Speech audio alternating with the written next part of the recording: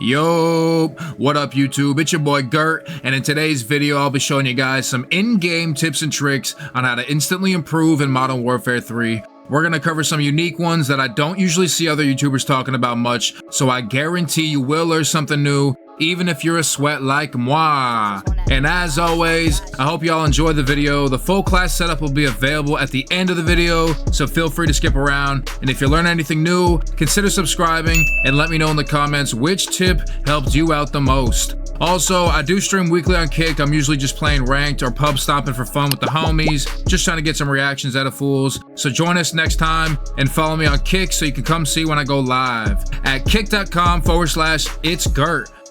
Anyways, I love all you little freaks. I hope you guys enjoyed today's video, and I'll see you in the next one. Peace.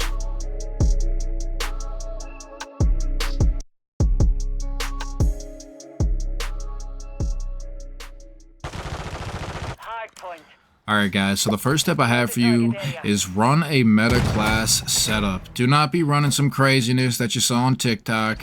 Run a meta class setup that the pros be using, and you'll have a great time. I mean, stick to the Rival 9s, the MCWs, the Bass Bs. You see me running the BP50 here, just absolutely putting that guy in the grave.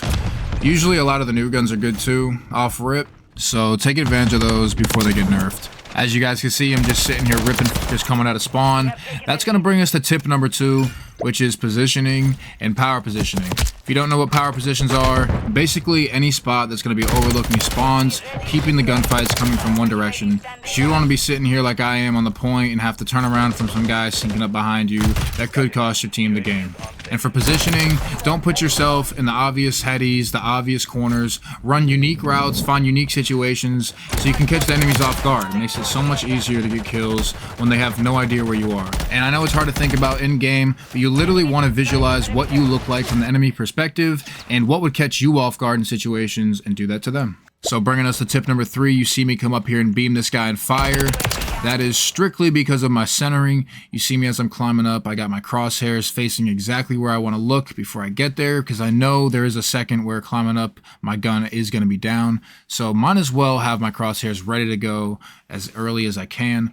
I'll run it back one more time for you guys. You want to have that crosshair centered to areas as you're coming around corners, as you're climbing up, right where enemies usually are, because they're not going to expect you to be climbing up and already have your crosshairs exactly where they're supposed to be. So work on that centering, and I promise you will improve instantly.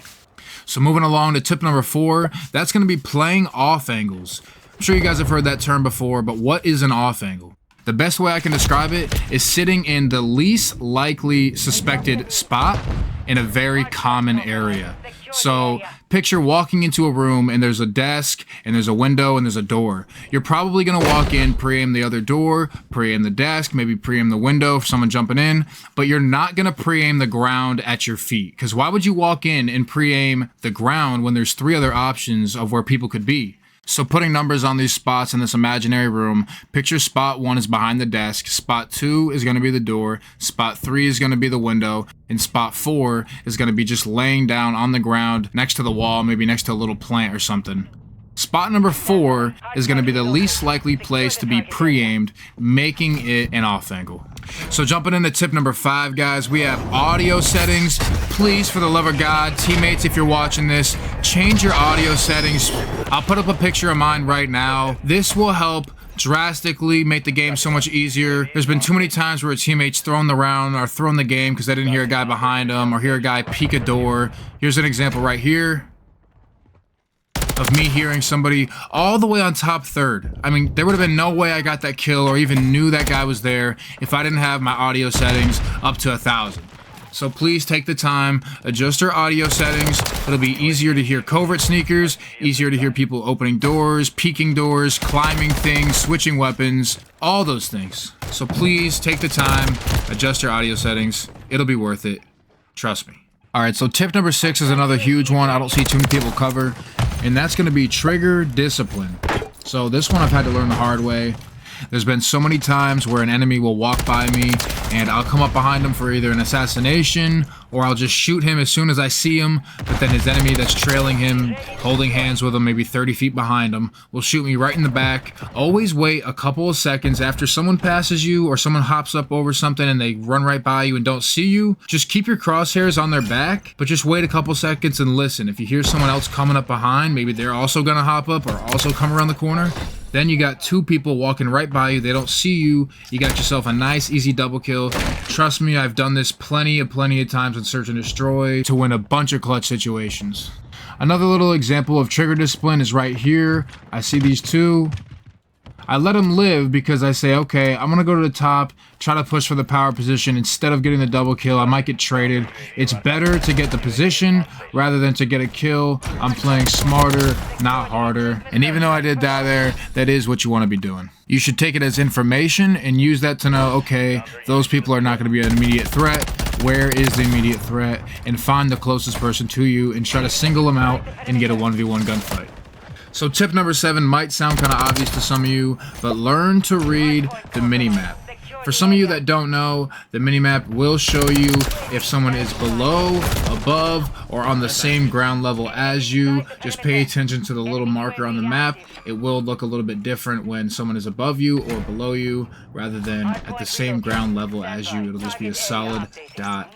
But as you can see right here in this clip, I realize my entire team is spawning right side. So I'm sitting here, I'm gonna mark the left side. I see the minimap, that's where they're spawning. They're all gonna be coming chickens. I don't think my teammates still realize they're all down over by junk.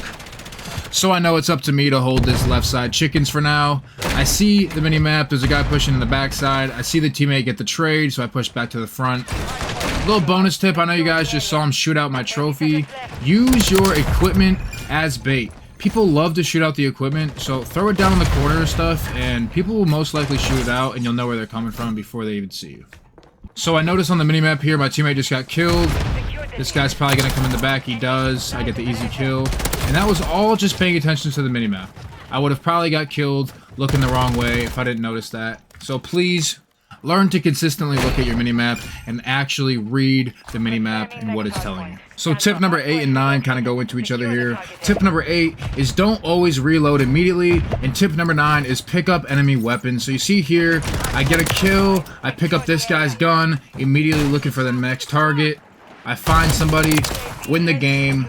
And instead of reloading and taking the time to do that, risking a death, I just pick up an enemy weapon and use whatever they have left. That's a quality that I believe separates the good and the great players in this game, so please take it into consideration next time you do find yourself in that situation. And tip number 10, guys, is map knowledge. Get yourself familiar with all the creeks and crevices of each map, all the routes and most efficient ways to get around the map. And if you do all these tips, you will definitely see an improvement in your gameplay. There's a reason I'm 40 and 8 on the top of leaderboards basically every single time. Top 1% in the world in career, kills, and critical damage. I've been playing Call of Duty for over 20 years, and I'm just out here trying to help you guys get a little bit better. And these are the tips I came up with that could help you instantly today. So go out there and try them. Let me know how you do, and I'll see you guys in the next video. Peace.